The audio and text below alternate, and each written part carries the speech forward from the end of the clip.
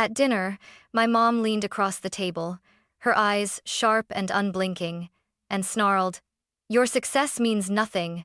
Anna's the only daughter who matters." My fork froze midair. For years, I had learned to swallow the bitterness, to nod politely while they worshipped Anna for the tiniest scraps of achievement. But something inside me snapped that night. I set my fork down, looked her straight in the eye, and said, "Then watch me cut you out forever." The silence that followed was deafening. My dad stared at his plate like the words weren't meant for him. Anna smirked, basking in the glow of being their golden girl. They thought I'd stay quiet, as always. They thought I'd keep playing the role of the invisible daughter. But what came next? It didn't just shake their perfect image of family, it burned it to the ground. Growing up in my house felt like playing a game where the rules were always rigged against me. From as early as I can remember, Anna was the sun in our family's sky, and I was just a shadow forced to orbit her light. Every little thing she did was treated like a miracle, while my accomplishments slipped through their fingers like they didn't even exist. When I was 9, I won the spelling bee at school. I came home glowing, holding my tiny plastic trophy like it was gold. My dad barely looked up from his newspaper before saying, "That's nice, sweetheart." That same week, Anna painted a crooked rainbow in art class. My mom framed it, hung it in the living room, and invited the neighbors over to see Anna's gift for creativity. I still remember standing there, staring at that painting, feeling like my win had already evaporated. Birthdays told the same story. Mine were always practical clothes, a size too big, school supplies, a $20 bill tucked into a card with no thought. Anna's birthdays, though? Balloons, cakes with her favorite themes, and expensive gifts she didn't even ask for. I got a used bike at 13. Anna got a brand new laptop at 10. And every time I dared to question it, Mom's answer was the same. "She's special, Sophia. Don't be jealous." Even when I worked harder, it was never enough. I brought home straight A's on my report cards year after year. The response? A distracted, "Good job," before the conversation turned back to Anna's potential. When Anna scraped by with C's, my parents threw her a pizza night to celebrate her effort. It was maddening, like I was being punished for not needing their help. The favoritism wasn't just obvious, it was suffocating. At family dinners, relatives would ask about school or sports, and my parents would beam about Anna's ballet recital or her leadership skills in group projects. I'd sit there, invisible, chewing my food while they bragged about my sister like she was destined for greatness. The worst part? Deep down, I wanted their approval so badly it hurt. I told myself if I just worked harder, if I just achieved more, maybe they'd finally look at me the way they looked at her. But no matter how many medals I won, how many essays I aced, or how many shifts I picked up at my after-school job, I remained the backup daughter, the one they could ignore because I'd figure it out on my own. That's how I grew up, trained to believe that Anna was the star, and I was just lucky to exist in her orbit. But as I got older, I started to realize something dangerous. Being ignored gave me freedom. And freedom meant I could build something bigger, stronger, and more unstoppable than they ever imagined.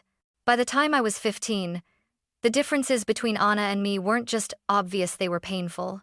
That was the year I got my first part-time job at a diner down the street, wiping tables and serving coffee for tips.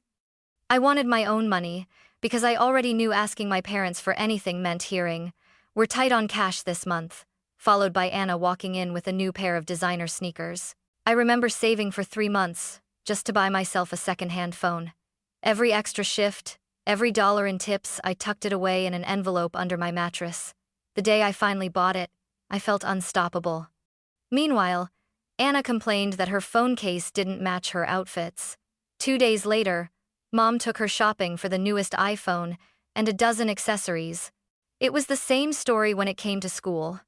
I had to apply for scholarships on my own, staying up past midnight to write essays and double-check financial aid forms. Dad's only advice? Don't expect too much help, Sophia. College is expensive. But when Anna decided she wanted to go to a private arts academy with a $40,000 tuition bill, my parents didn't hesitate. They took out a loan, hired someone to help with her application, and told her, "Don't worry, baby, we'll handle it." And they did. They handled everything for her tuition, car, clothes, even gas money. When I turned 16, I scraped together enough from my diner shifts to buy a used Toyota with 180,000 miles on it. I still remember driving it home, proud even though the muffler rattled like it was ready to fall off. A month later, for Anna's sweet 16, they surprised her with a brand new Jeep wrapped in a giant red bow. The photos made it to Facebook. My Toyota? I parked it down the block so I didn't have to hear Anna's friends laugh. The worst part wasn't the gifts, it was how my parents reacted to our choices. When I worked late hours, came home exhausted, and pulled straight A's, they called me independent, like it was a polite way of saying I didn't need their support. When Anna skipped class, changed majors 3 times, or complained about how stressful her life was, they bent over backward to rescue her. Sometimes I wondered if they even realized what they were teaching us. To me, fight for everything, expect nothing, and prove yourself over and over again. To Anna, the world will always catch you, no matter how many times you fall. And maybe, in a twisted way, that imbalance shaped both of us perfectly. Anna learned to depend. I learned to survive. She was their golden child, polished on the outside but hollow within.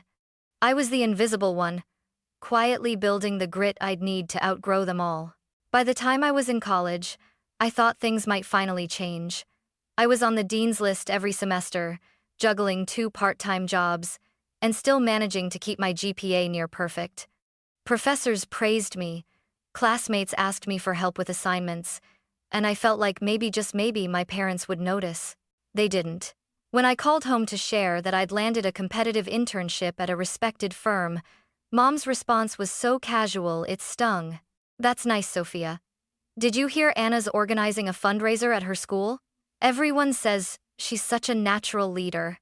I stood there holding the phone, wondering how fundraising cupcakes could possibly outshine the hours I'd spent proving myself.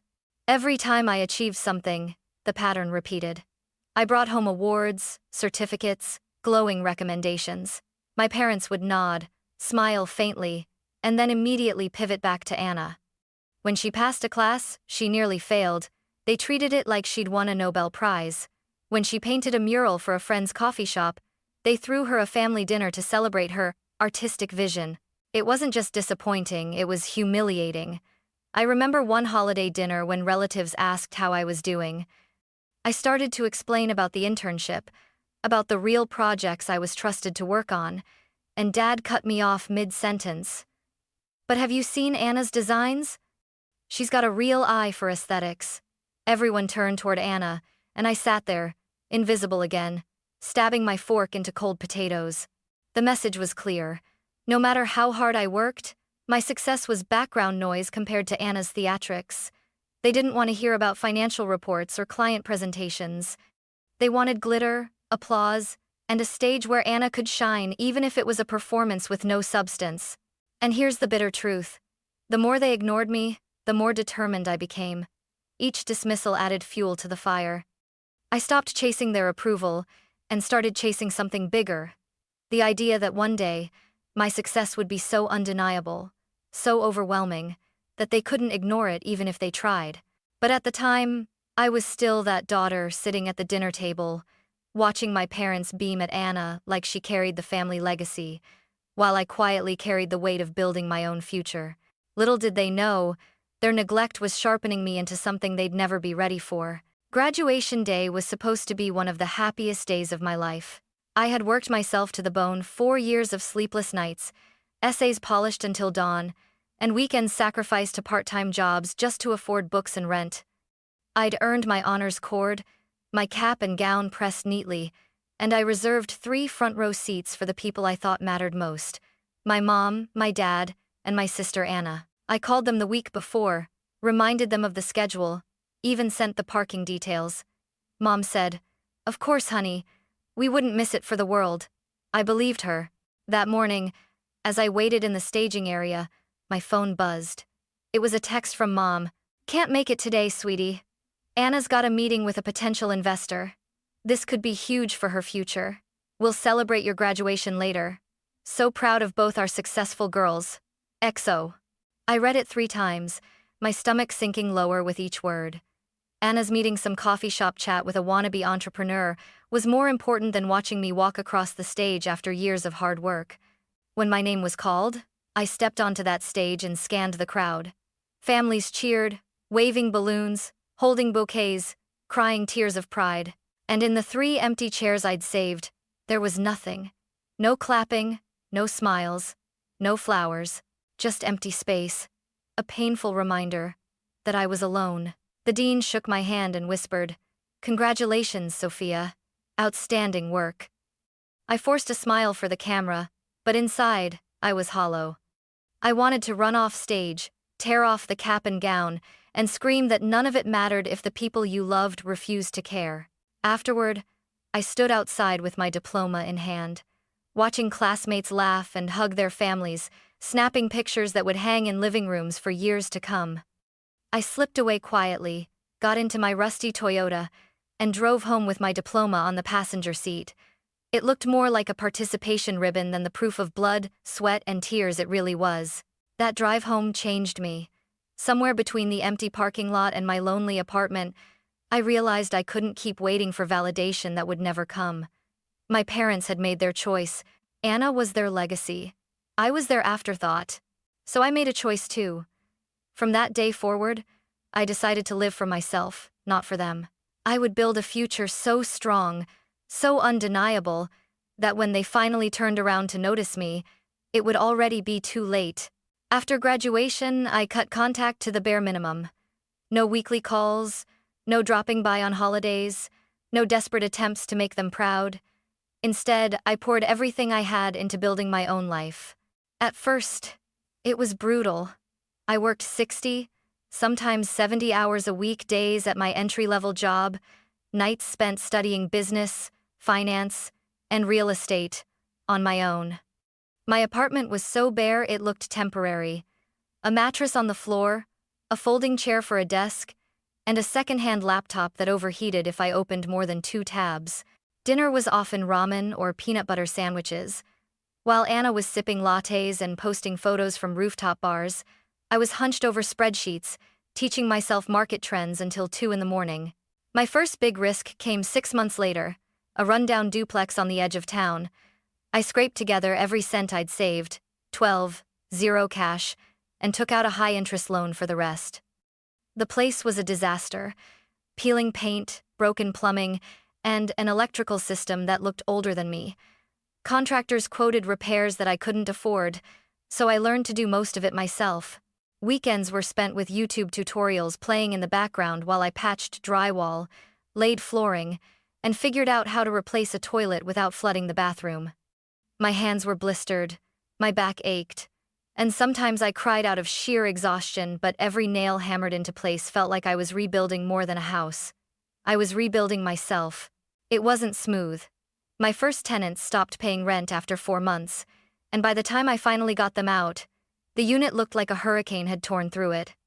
I lost thousands fixing the damage, but I also learned lessons no classroom could have taught me: how to screen people, how to manage property, how to survive setbacks without folding.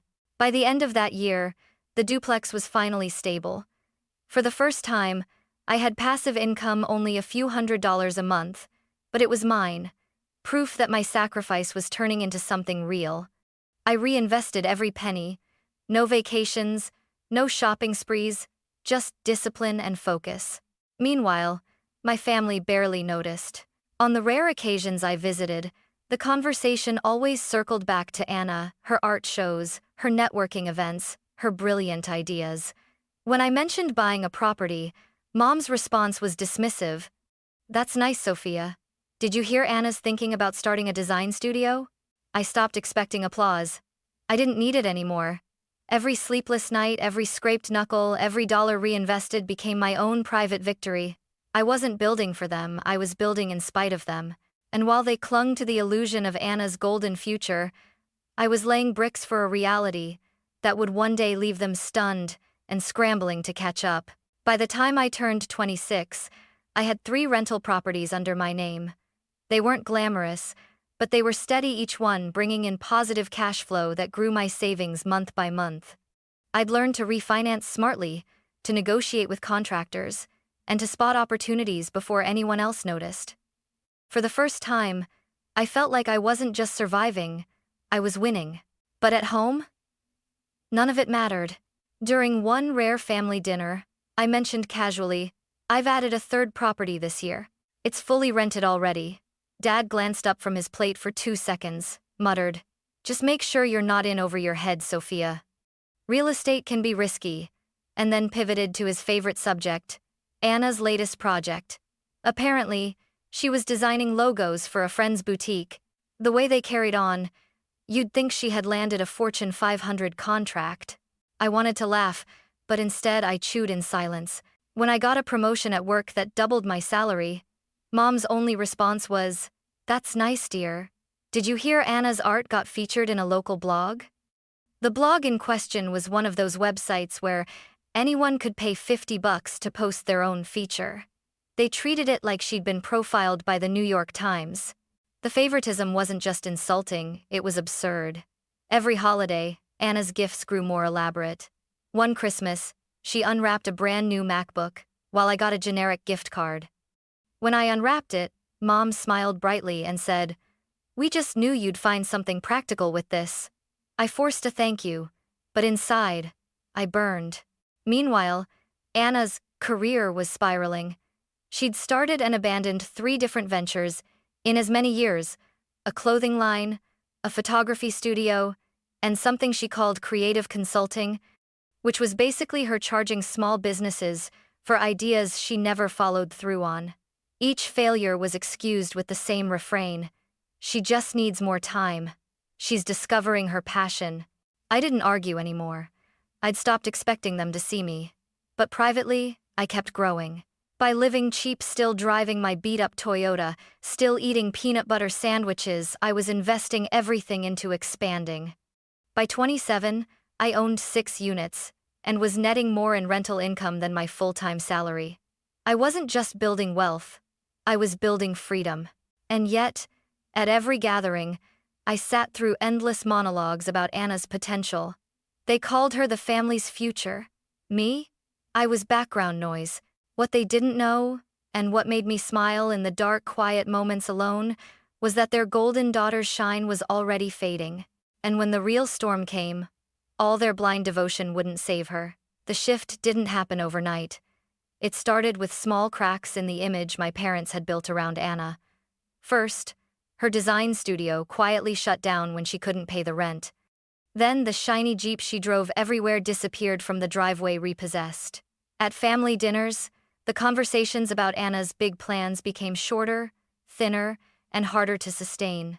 I didn't say anything.